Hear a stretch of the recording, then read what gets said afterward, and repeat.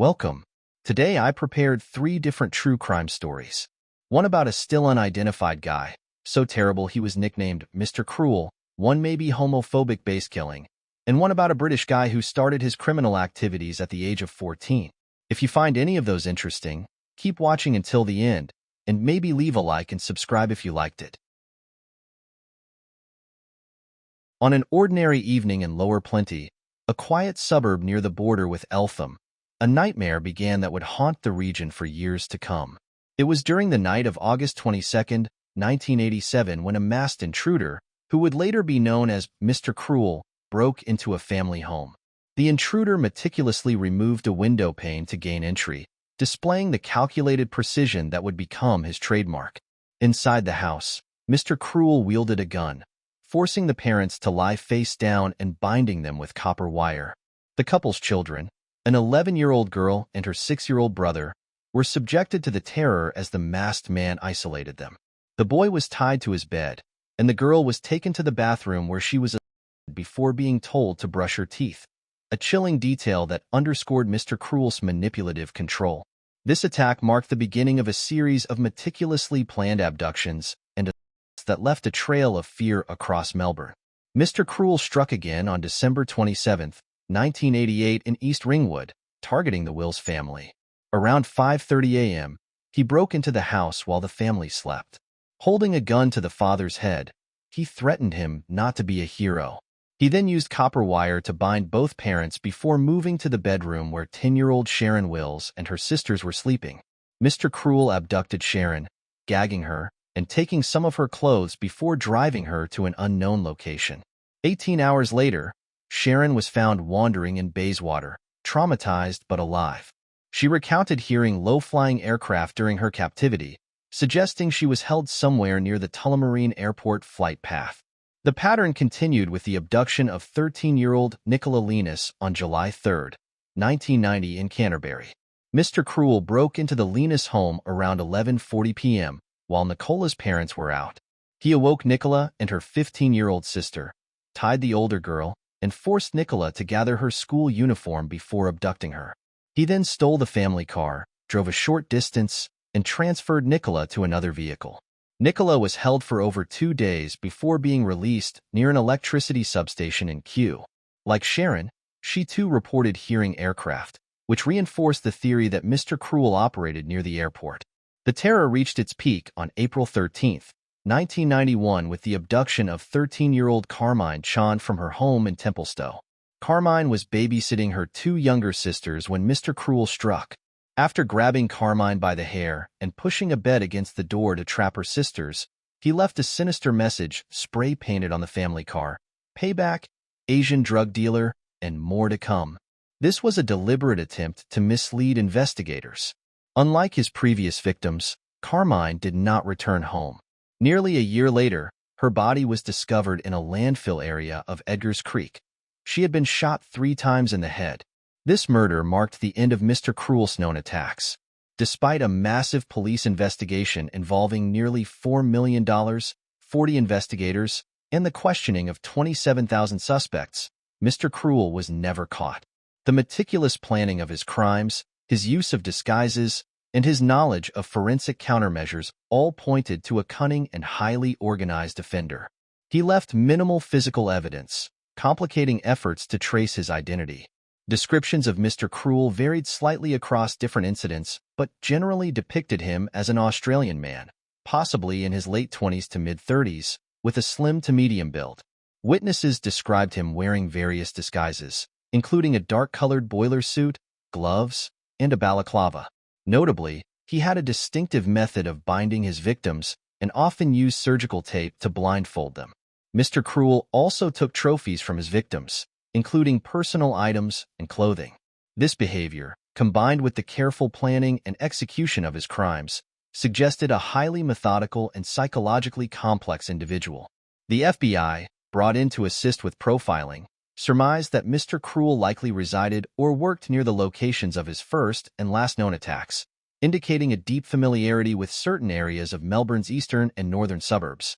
The investigation into Mr. Cruel's crimes continues to this day, with advancements in forensic technology offering new hope for breakthroughs.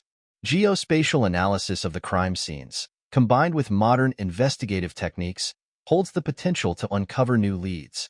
Despite the passage of time, the hunt for Mr. Cruel remains a priority for law enforcement, driven by the enduring need to bring justice to his victims and their families. Matthew Shepard was born on December 1, 1976, in Casper, Wyoming, into a well-off family. In his freshman year of high school, Shepard moved with his parents to Saudi Arabia, where his father worked in the oil industry. However, due to the absence of American schools in Saudi Arabia at that time, he was sent to the American school in Switzerland, Tassis, in Montagnola, attending from 1994 to 1995. During a school trip to Morocco in 1995, Shepard was raped and beaten by a group, an ordeal that had a profound negative psychological impact on him. His mother described him as becoming withdrawn, depressed, and prone to panic attacks.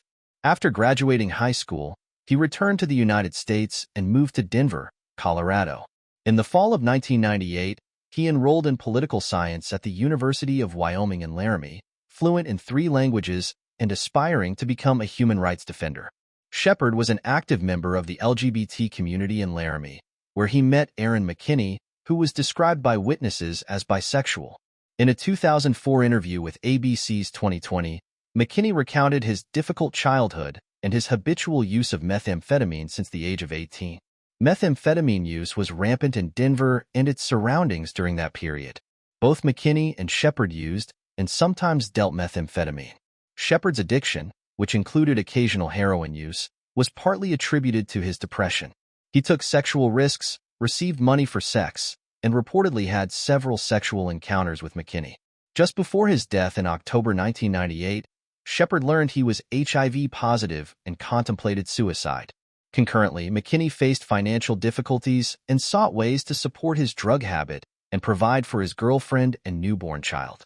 Together with his friend Russell Henderson, who also had a troubled youth, McKinney planned to rob a drug dealer. Despite several failed attempts, they eventually targeted Shepard, believing he had a significant quantity of methamphetamine. On the evening of October 6, 1998, Shepard encountered McKinney and Henderson at the Fireside Lounge in Laramie. After a brief conversation, the 3 men left the bar and got into McKinney's father's truck. On a deserted rural road, McKinney and Henderson robbed and brutally assaulted Shepard, leaving him tied to a fence. According to Professor Rick Rawson of UCLA, McKinney's inability to control his behavior due to methamphetamine withdrawal led to the excessive violence. A passerby, student Aaron Kreifels, found Shepard 15 to 18 hours later, unconscious and bleeding, with severe injuries including a fractured skull. Shepard was taken to a hospital in Fort Collins, Colorado, where he was kept on life support. On October 12, 1998, Matthew Shepard was declared dead. The police arrested McKinney and Henderson after finding Shepard's credit card and shoes in their truck. On October 26, 2018, just over 20 years after his death, Shepard's ashes were interred in the crypt of the Washington National Cathedral. The ceremony was led by Gene Robinson, the first openly gay Episcopal bishop, and Mary Ann Edgarbuddy, the Bishop of Washington.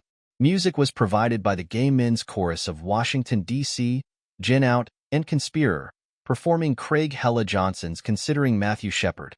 This was the first interment of a national figure's ashes in the cathedral since Helen Keller's in 1968. Within hours of Shepard being found severely beaten on October 7th, friends Walt Bolden and Alex Trout speculated that the attack was motivated by Shepard's open homosexuality, despite the attackers and their motives being unknown at that time. They alerted the media, authorities, and local LGBT organizations. Bolden blamed the political climate, pointing to a recently defeated hate crime bill in Wyoming's legislature. Shepard had been arrested twice in the preceding months, suspecting his sexual orientation was the cause, leading police to consider a homophobic motive early on, though they saw robbery as the primary motive. Shepard's death garnered national and international attention. Openly lesbian comedian Ellen DeGeneres led a vigil for Matthew in Washington, D.C. His funeral was attended by over 1,000 people. Fred Phelps and his Westboro Baptist Church protested at the funeral with hateful signs, prompting a counter-demonstration by Shepard's friend, Romaine Patterson. Dressed as angels with large wings, they blocked Phelps and his group from view. During the trial, McKinney and Henderson initially claimed they panicked when Shepard allegedly made a sexual advance. They later admitted they intended to rob him but not kill him. On April 5, 1999, Henderson pleaded guilty in exchange for a reduced sentence of 2 consecutive life terms without parole. McKinney was convicted of murder, but his sentence was commuted from the death penalty to life imprisonment. Both defendants cited the Bible to justify their actions. Shepard's life, death, and legacy inspired numerous books, films, documentaries, plays, songs, and other works. Musicians like Melissa Etheridge and Elton John wrote songs about Shepard, with John's song titled American Triangle. Dutch singer-songwriter Marinus de Goderen of A Balladeer also wrote a song about Shepard, Poster Child. Shepard's murder was the subject of 3 films. Matthew's parents became advocates for LGBT acceptance. President Bill Clinton attempted to expand federal hate crime laws to include sexual orientation, women, and the disabled, but the proposal failed in the House of Representatives in 1999. In October 2009, Congress passed the Matthew Shepard and James Byrd, Jr. Hate Crimes Prevention Act, which President Barack Obama signed into law on October 28, 2009. From the start, there was skepticism about whether homophobia motivated Shepard's murder and to what extent. The local police considered homophobia but viewed robbery as the main motive. Initially, journalist Joanne Wipajewski of Harper's Magazine suggested drugs were a significant factor. The defendants and their girlfriends initially used the gay panic defense, later admitting drugs played a crucial role. In 2004, investigative journalists from 2020 contacted openly gay journalist Stephen Jimenez to delve deeper into the case. Despite objections from LGBT organizations, the segment won a Writers Guild of America award for Best News Analysis. McKinney denied being bisexual and claimed the attack was solely about money and drugs. Jimenez continued his research, interviewing over 100 people, culminating in the 2013 book The Book of Matt, Hidden Truths About the Murder of Matthew Shepard. Jimenez argued that Shepard's murder was primarily about drugs and not homophobia. Prominent gay journalist Aaron Hicklin supported Jimenez's conclusions, challenging the notion that the murder was a hate crime. The book suggested Shepard was killed during a 5-day drug binge and that the murderers were part of the gay scene, with McKinney possibly struggling with his sexuality. Jimenez faced harsh criticism from some in the LGBT community for allegedly denying Shepard's victimhood as a gay man, though Jimenez and his supporters insisted that was not their intent. Both Hicklin and Bindle acknowledged the positive impact of the media attention on homophobia, but emphasized the complexity of Shepard's life and death. John Stoltenberg, a gay rights activist, pointed out the importance of recognizing the broader issues of exploitation and addiction in the LGBT community. Jimenez suggested McKinney's repeated denials of being attracted to men could indicate internal conflicts about his sexuality, potentially contributing to tensions between him and the openly gay Shepard. John David Guise Cannan, born on February 20, 1954, is a notorious figure in British criminal history. A convicted murderer, serial rapist, and abductor, Cannan's crimes have left an indelible mark on many lives. His criminal activities came to light when he was convicted in July 1988, receiving 3 life sentences for the murder of Shirley Banks in Bristol in October 1987, the attempted kidnapping of Julia Holman, and the rape of a woman in Reading in 1986. Additionally, he was found guilty of the rape of his girlfriend in December 1980, alongside numerous other abductions and sexual offenses. Despite becoming eligible for parole in September 2023, his request was denied the following month. Cannan remains the prime suspect in the mysterious disappearance of estate agent Susie Lampla in July 1986. Lampla had an appointment with a man she referred to as Mr. Kipper and was never seen again. Although the Crown Prosecution Service determined in November 2002 that there was insufficient evidence to charge Cannan, Scotland Yard publicly identified him as the primary suspect in Lampla's presumed murder. Cannan, however, claims to know the true identity of Lampla's killer, asserting it to be the same person responsible for the murder of Shirley Banks, a crime for which Cannan himself was convicted. DNA evidence has linked Lampla to a car Cannan was using at the time of her disappearance, deepening suspicions. Cannan's early life offers some context to his later crimes.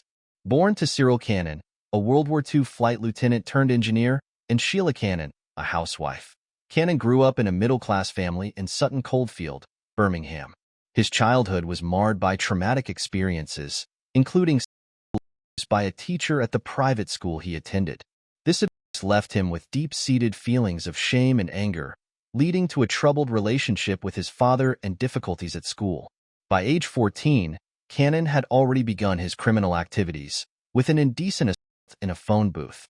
His early adulthood saw him working as a car salesman and marrying June Vale in 1978.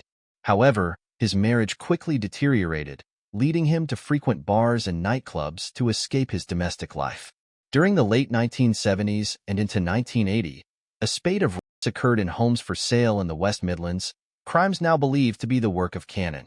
The escalation of Cannan's crimes continued with violent and sexually motivated offenses throughout the early 1980s.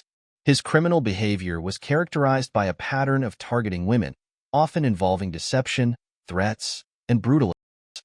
His conviction in 1988 for the murder of Shirley Banks brought a chilling end to his spree but left many questions unanswered about his other suspected victims. In 1987, Cannan's attempted abduction of Julia Holman from a car park in Bristol ended in failure when Holman managed to fight him off. Shortly after, Cannan abducted and murdered Shirley Banks, whose body was later found in the Quantock Hills. The investigation into Banks' disappearance and murder was intensive, involving extensive man-hours and collaboration across police forces. Cannan's links to the disappearance of Susie Lampla have been a significant aspect of his criminal profile. Lampla was declared dead in absentia in 1993, and despite several investigations and searches, her body has never been found.